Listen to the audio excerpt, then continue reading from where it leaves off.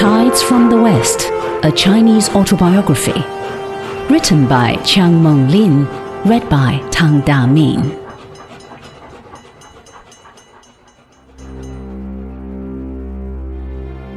Prologue, Frontier City.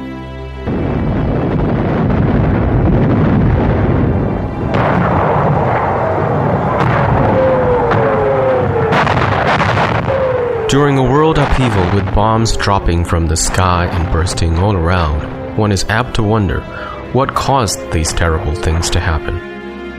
What has happened in the world in the last decade is not something that merely dropped from the sky. Events have their causes. In the last years of the war, as I cast my mental view beyond the horizons of Kunming, where most of this volume was written, I saw how one event had led to another, with consequent social and political changes. Musing over the past in that scenic city on the Burma Road, overlooking tranquil, historic Kunming Lake, with bomb-shattered houses standing around me like the remnants of Pompeii, the scenes of what had happened during my lifetime unfolded themselves like a dream, clearly and vividly before me. And I set pen to paper to put down what I had seen with my own eyes during the last half-century of rapid change in the life of my country. As I began to write, we were in the midst of heavy munitions traffic coming in by truck from Burma. The fighting planes of the American volunteer group known as the Flying Tigers droned over our heads. War profiteers and truck drivers roamed the streets by hundreds and thousands with their pockets full of banknotes, while the price of commodities soared sky high.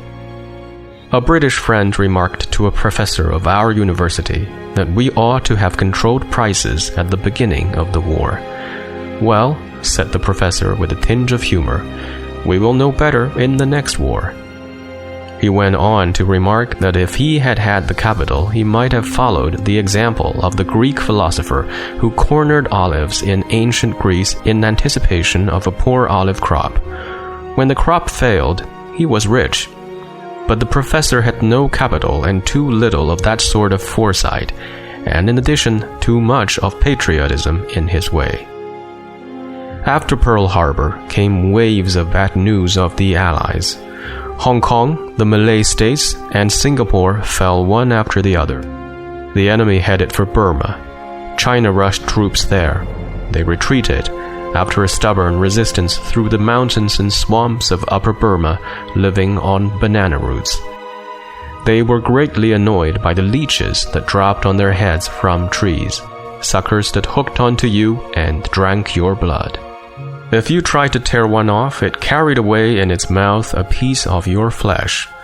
The best way of getting rid of these nasty parasites was to rub salt on them. But salt, there was none.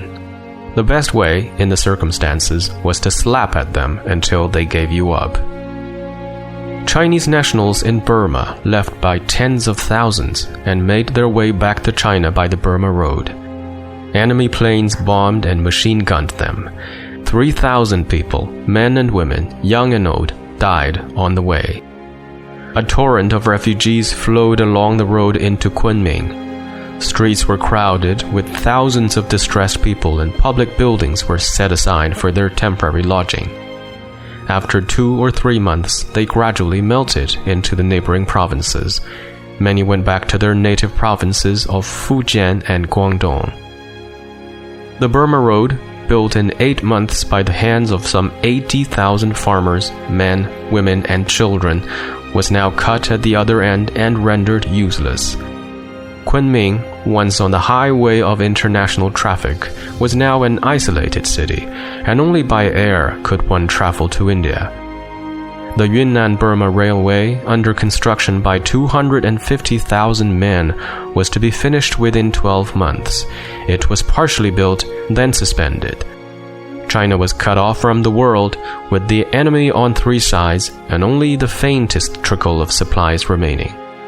In this isolation, she held out, fighting for her national existence every inch of the way, until the end of the war. Let us forget recent history for the moment and look back to the past to see what we can learn from it.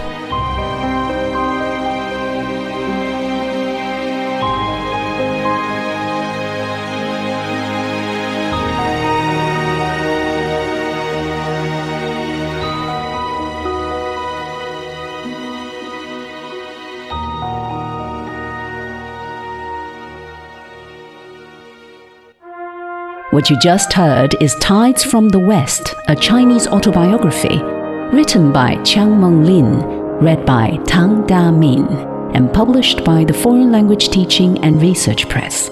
Some names and terminologies in this book have been updated per contemporary usages.